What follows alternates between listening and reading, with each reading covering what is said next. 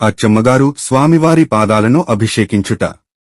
ఒక మహానుభావుడు, ఒక అవతార పురుషుడు తనంట పశుల కాపరియే అజ్ఞాత జీవితాన్ని గడుపుచున్నాడని ఆమెకు అవగతమైపోయింది.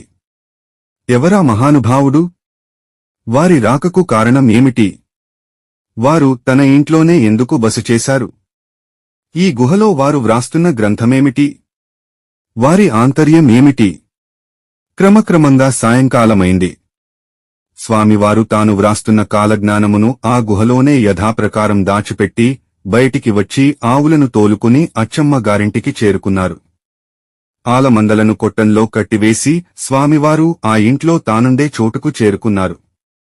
అప్పటివరకు అదే చోట అన్యమనస్కంగా పచార్లు చేస్తున్న అచ్చమ్మగారు స్వామివారు రాగానే చప్పున వారి పాదాలపై వాలి, తండ్రి, నీవెవరో తెలియక ఇంతకాలం పొరపడ్డాను.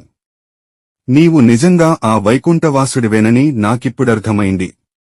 స్వామి, జగన్నాటక సూత్రధారుడవైన నీవు, ఆపద్బాంధవుడివి, అనాథరక్షకుడివైన నీవు, విశ్వవిరాట్ స్వరూపుడివైన నీవు, సామాన్య మానవుడివలే, పిచ్చివానివలే నా ఇంట్లో ఉంటూ నా ఆలమందలను కాస్తున్నావా?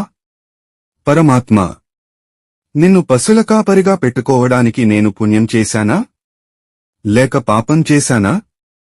తండ్రి జగన్నాథ, ఇంతకాలం నీవెవరివో తెలుసుకోలేక నీ పట్ల నిర్లక్ష్యంగా, మూర్ఖంగా ప్రవర్తించాను. నా తప్పును మన్నించు. దేవా, దేవాదిదేవా, నా పాపాలను క్షమించు అంటూ అచ్చమ్మగారు కన్నీళ్లతో స్వామివారి పాదాలనభిషేకించింది.